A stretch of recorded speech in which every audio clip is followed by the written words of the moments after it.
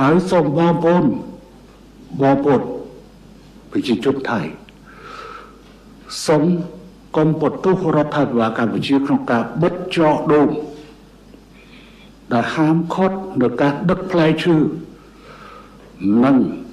ការ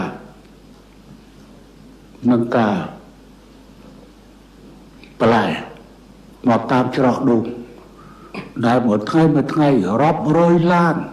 ដឹកចូលមកកម្ពុជានិងឆ្លងកាត់ទៅវៀតណាមឥឡូវនេះបើកុំអីថ្ងៃនេះយើងបិទទូទាំងព្រំដែនតែម្ដងទៅលើការនាំចូលបន្លែនិងផ្លែឈើចូលកម្ពុជាប៉ុន្តែដោយសារតែមានការសន្ទនារ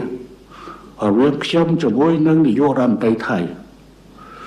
រវាងខ្ញុំជាមួយនឹងរវាងនាយករដ្ឋមន្ត្រីហ៊ុនម៉ាណែតជាមួយនាយករដ្ឋមន្ត្រីថៃយើងពន្យាពេល24ម៉ោងប៉ុន្តែបើថ្ងៃនេះភាគីថៃមិនព្រមបើកច្រកឲ្យដូចដើមវិញទេថ្ងៃស្អែកយើងនឹងចាប់អនុវត្តទូទាំងព្រំដែនដោយហាមឃាត់នៅការនាំចូលផ្លែឈើនិងហាមឃាត់នៅការនាំចូលបន្លែចូលមកកាន់កម្ពុជា